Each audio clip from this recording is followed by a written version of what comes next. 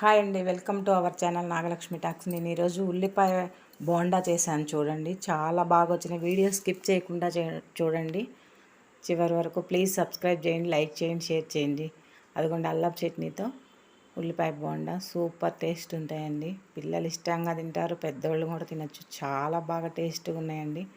మీరు కూడా ట్రై చేయండి ఒకసారి. ఎలా చేయాలో చూపిస్తాను చూడండి.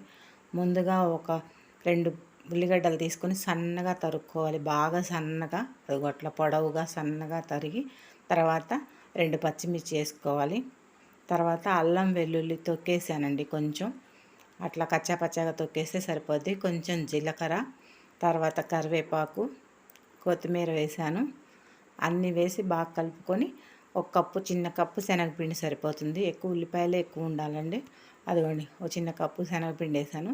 చక్కగా కలుపుకుంటే ఆ నీరే సరిపోద్ది. సరిపోకపోతే కొంచెం వాటర్ వేసుకోండి, గట్టిగా కలుపుకోండి.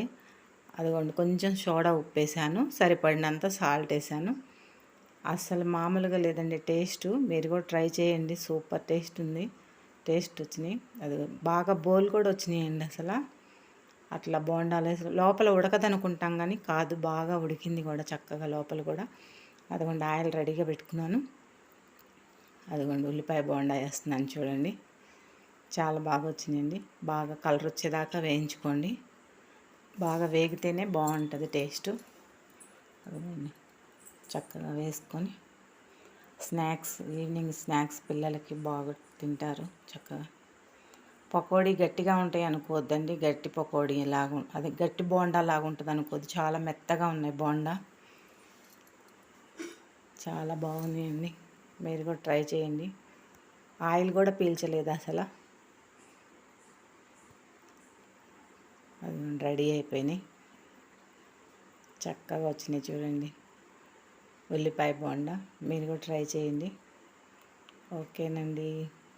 అల్లం చట్నీ ఇంట్లో ఉంటుంది కదా, నేను అల్లం చట్నీలో కొంచెం వాటర్ వేసి అలా కలిపాను. మామూలుగా చట్నీ వేసుకోవచ్చు, చట్నీ లేకుండా కూడా తినొచ్చు. చాలా టేస్ట్ ఉన్నాయి, క్రిస్పీగా ఉన్నాయండి చాలా అసలు. ఓకేనండి, అదిగోండి రెడీ అయిపోయినాయి చూడండి. ఓకేనండి.